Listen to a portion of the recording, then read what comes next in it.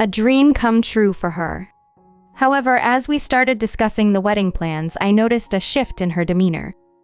Mia began offering very strong opinions on everything from the venue to the guest list, and even what I should wear.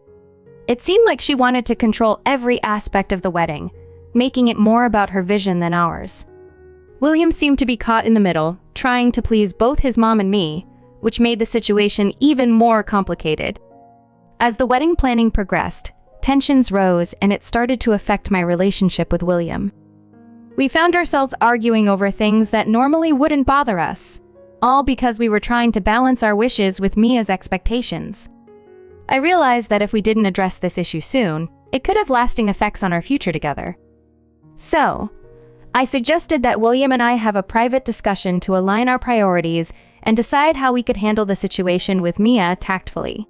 We agreed that our wedding should reflect our values and preferences, and while we wanted to respect Mia's input, it was important for us to set boundaries.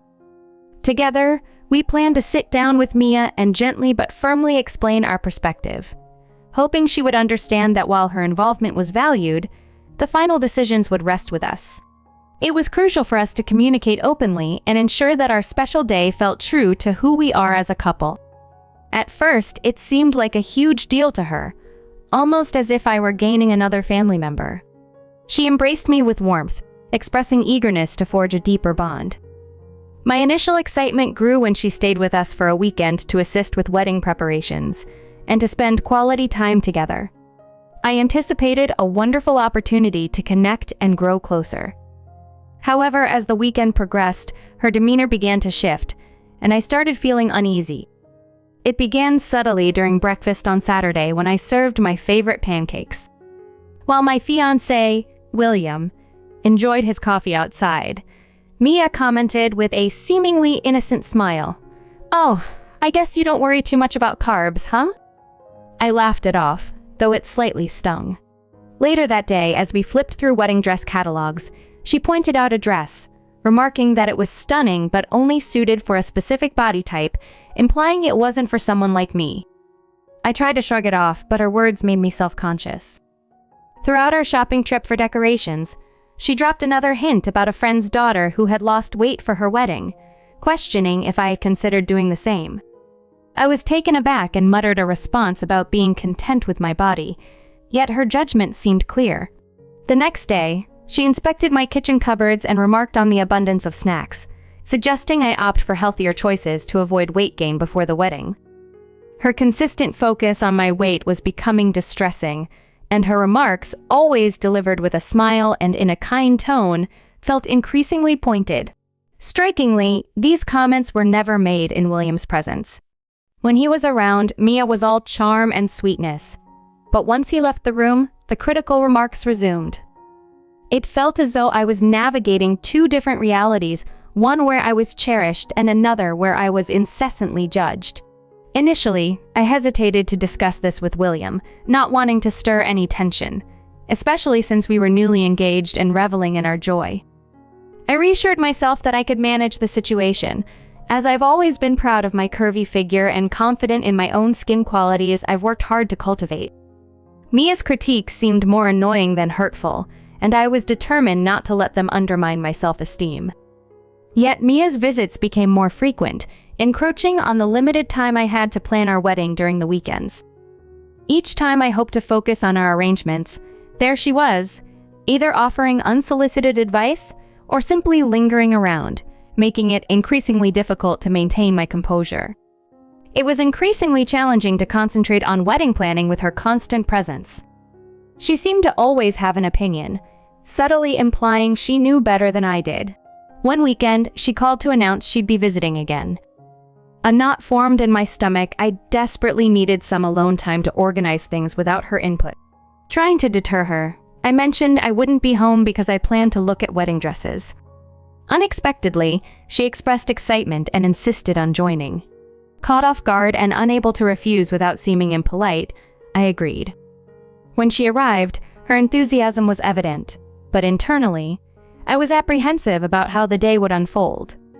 As we visited various bridal shops, Mia assumed a motherly role, selecting dresses I didn't care for, and critiquing how certain styles didn't flatter my figure. It was overwhelming. When I tried on a dress I genuinely liked, she remarked it was nice but perhaps too tight around the waist, suggesting something more flowy would be more flattering. Her comment deflated my excitement, making me doubt my choice. By day's end, I hadn't chosen a dress and felt disheartened. Mia returned home, and I welcomed the brief respite from her comments. However, she soon began texting, eager to know when I'd resume dress shopping. I evaded her inquiries, determined to keep my next shopping trip a secret. Unfortunately, William inadvertently mentioned my plans to his mom, and she promptly called to ask when she should join me. Faced with the prospect of another stressful day with her, I concocted a quick excuse, telling her the bridal shop enforced a rule allowing only 3 guests, and my mother and maid of honor were already accompanying me. Mia quickly questioned the odd policy, putting me on the spot.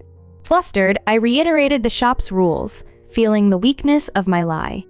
I hurriedly ended the call, overwhelmed by guilt for deceiving William's mom, but I knew I needed to protect my own well-being. Despite the guilt, I reminded myself that the day was meant to be enjoyable and exciting. I resolved to focus on the positive aspects of dress shopping, cherishing the support from my mother and maid of honor, and looking forward to finding the perfect dress in a more supportive atmosphere. My mom and maid of honor picked me up, and together we headed to the bridal shop. I pushed aside the lingering guilt and focused on enjoying the moment. It wasn't long before I fell in love with a dress that seemed made just for me. Afterward, Mia's communications dwindled to none, no calls, texts, or visits, though she still spoke with William, which relieved any potential tension between them. In a burst of excitement, I sent her a photo of me in the wedding dress, hoping to share my joy. Her response was just a thumbs-up emoji, nothing more. Unsure of what to make of it, I chose not to linger on her reaction. With the wedding approaching, my days were filled with endless tasks that left little room for dwelling on her. As my wedding day neared, my life was a whirlwind of final touches, securing the guest list, confirming caterers, and perfecting decorations. The day itself was magical. Walking down the aisle toward William, I saw the adoration in his eyes, affirming that every bit of stress was worthwhile. We exchanged vows and rings, and just like that, we were married. The reception was a beautiful venue, perfect weather and delicious food. Our first dance, perfected through lessons to avoid stepping on each other's toes, felt like something out of a fairy tale. The evening was going splendidly until I went to the bar for a drink and found Mia there. She offered me a Shirley Temple with a cheerful demeanor, perhaps trying to mend past awkwardness. I accepted, thankful for the gesture, and took a sip. Minutes later, I felt unusually drowsy. At first, I attributed it to fatigue from the day's excitement, but then I collapsed, losing consciousness. Panic ensued as William rushed to my side, calling for an ambulance. I could barely make out the worried voices and blurred figures around me. When the MPs arrived, they quickly revived me and began inquiring about what I had consumed. I recounted everything, including the Shirley Temple Mia had handed me. Their concern grew as they asked about any unusual substances or medications I had taken. At that moment, Mia, looking remorseful, stepped forward. She confessed that the drink she'd given me contained alcohol. She thought it would help me relax and didn't anticipate any harm. I was stunned. Why would she alter my drink without my consent? The situation escalated when my maid of honor, Jasmine, informed the MPs about my anxiety medication, which could have reacted dangerously with alcohol. The revelation of Mia's thoughtless act cast a shadow over what had been a perfect day. Despite the chaos, we managed to resolve the situation without further incident, but the breach of trust was deeply unsettling. I was forced to reconsider the dynamics of my relationship with Mia, especially how we would interact in the future. Just minutes before walking down the aisle, my nerves were on edge about the day proceeding flawlessly, so I took a small dose of my anxiety medication to stabilize my nerves. Unfortunately, the mix of this medication with the alcohol in the drink Mia gave me led to a sudden collapse. The MPs promptly explained that such a combination could be dangerously reactive, and I was fortunate the consequences weren't more severe. After the MTs departed, the tension escalated. William, visibly shaken and angry, confronted his mother. His voice trembled as he demanded she leave the reception. Mia appeared stunned by his reaction, attempting to clarify her intentions as a mere misunderstanding. However, William was too upset to entertain her explanations and insisted she leave immediately. I had never witnessed him so distraught, and it pained me to see him at odds with his mom on what was meant to be a joyful occasion. The atmosphere of the reception took a steep downturn. Guests sensed the tension and discomfort, and the celebratory mood we had so carefully curated dissipated. People began to trickle out, and soon the reception ended prematurely.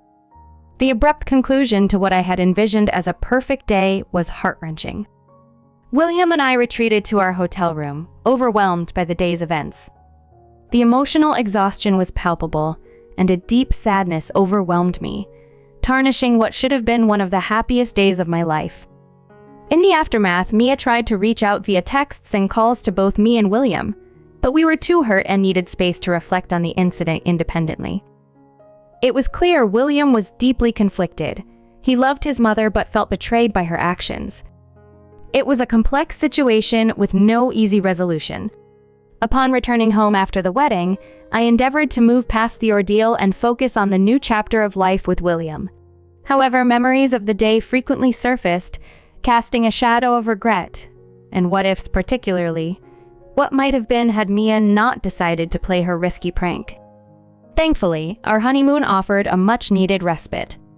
We immersed ourselves in new experiences, enjoying moments of pure joy and companionship, momentarily free from the recent strains. It was a blissful escape, and for those 5 weeks, life felt wonderfully normal. But the reality awaited upon our return. As we pulled into our driveway, there was Mia, waiting at our doorstep. My heart sank, a knot of anxiety tightening in my stomach. I knew this confrontation was inevitable, yet I wasn't prepared for it to unfold so soon after our return. Worst of all, Mia didn't start with an apology. Instead, she persisted in defending her actions, insisting that what she did was intended as a harmless prank and downplaying the severity. Her refusal to acknowledge the gravity of her mistake made it even more challenging to navigate the conversation that followed. Mia's refusal to take responsibility was exasperating. She downplayed the whole incident as if it were just a harmless joke. William reached his limit. He couldn't stand it any longer and confronted her decisively. He explained that she had crossed a line and that the only way forward involved her acknowledging her mistake and apologizing to me. Until then, he declared that their interactions would be limited to holiday gatherings like distant relatives who only see each other occasionally. Mia was stunned by his firm stance and began to cry, but William remained resolute. I could see the pain it caused him to enforce these boundaries with his own mother, but he was steadfast in his support for me, ensuring I felt safe and respected. The situation escalated unexpectedly when Mia showed up outside my office one day. Surprised and wary of causing a scene at work, I agreed to meet her at a small cafe across the street. She was visibly upset, and as soon as we sat down, she broke down, attracting the stares of other patrons. Mia expressed her disbelief over William's firm stance, lamenting that he wasn't answering her calls or texts. She begged me to intercede on her behalf, hoping to restore their relationship to how it was before. However, she still hadn't apologized for her actions at the wedding, seemingly in denial about the severity of her behavior. I pointed out that instead of making impromptu visits and creating public disturbances, she should reflect on how her actions had impacted both me and William. I emphasized that she had ruined my wedding day, and it was unreasonable for her to expect me to just overlook that and advocate for her. When she attempted to defend herself by claiming she hadn't meant any harm and felt sorry about my reaction, it was clear she was missing the point about the real consequences of her actions. As Mia continued to cry, drawing more attention within the cafe, I felt increasingly uncomfortable. Wanting to escape the awkward situation, I told her I would see what I could do but made no promises about reconciling with William on her behalf. I left the cafe still unsure about whether to forgive Mia. She hadn't genuinely apologized until I prompted her, which made me hesitant. My mom advised me to forgive my mother-in-law, but I remained conflicted. What do you all think I should do in this situation?